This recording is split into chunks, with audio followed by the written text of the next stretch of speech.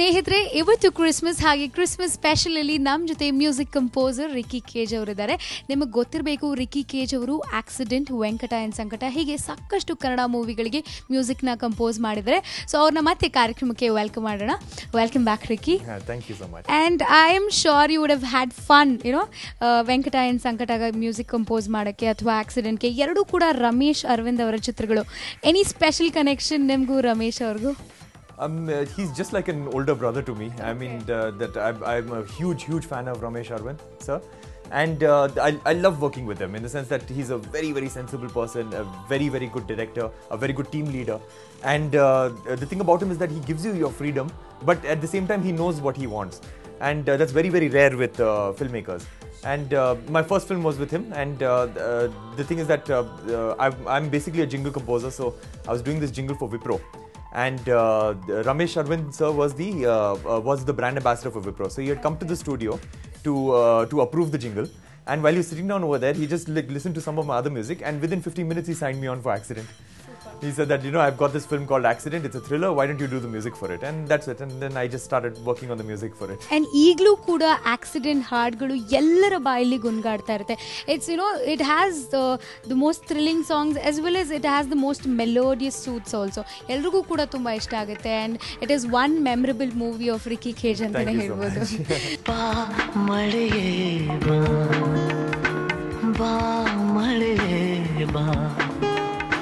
ಬಿರುಸಾಗಿ ಬಾರದಿರು, ನನ್ನಲ್ಲಿ ಬರಲಾಗದಂತೆ, ಅವಳಲ್ಲಿ ಬಂದೊಡನೆ ಬಿಡದೆ ಬಿರುಸಾಗಿ ಸುರಿ, ಹಿಂತಿರುಗಿ ಹೋಗದಂತೆ, ಹಿಂತಿರುಗಿ ಹೋಗದಂತೆ, ಬಿಡದೆ ಬಿರುಸಾಗಿ ಸುರಿ. ಓಕೆ, ಇನ್ನು ಕನ್ನಡ ಸಿನಿಮಾ ಬಗ್ಗೆ ಸಾಕಷ್ಟು ಮಾತನಾಡೋಣ. ಆದರೆ ಅದಕ್ಕಿಂತ ಮುಂಚೆ I just want to ask Ricky, ನೀವು ಸ್ಟಾರ್ಟ್ ಮಾಡಿದ್ದು ಹೇಗೆ? ನಿಮ್ಮ music, I mean you had to follow your passion, but ಹೇಗೆ ಈ ಕಂಪೋಸಿಂಗ್ ಫೀಲ್ಡ್ಗೆ ಬಂದ್ರಿ? ಹೇಗೆ ಸ್ಟಾರ್ಟ್ ಮಾಡಿದ್ರಿ? Which was your first album? I started with doing jingles for various clients across India, like for radio and for television. And but then, my first album was this album called Communicative Art. It was an album which I had done for a German record company. And what happened is that this particular album, I thought that, I'll just make this album, they will print CDs of it, they'll sell it. But somehow that album became really popular all of a sudden, in the sense that close to, I think, 40 to 50 countries, they bought the rights to that album. And they started manufacturing it in their countries. So it's not like, the album was manufactured in one place and sent out. It was actually 40 to 50 countries were actually printing the albums and selling it in their own countries. And that became a huge hit. And then after that, I became a household name when it came to fusion music abroad.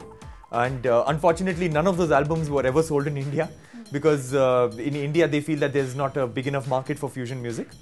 So it was sold in all these countries. Then after that, I worked with Universal Music in the USA. I worked with Wagon Records in France, with High Note Records in China, with an Israeli record company called Avatar Records.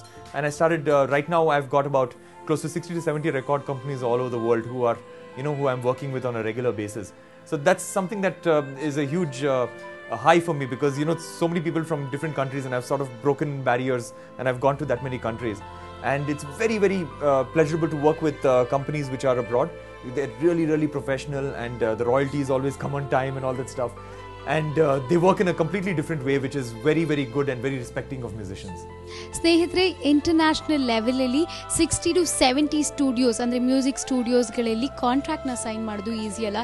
So Ricky is one international music star ಅಂತಲೇ ಹೇಳ್ಬೋದು.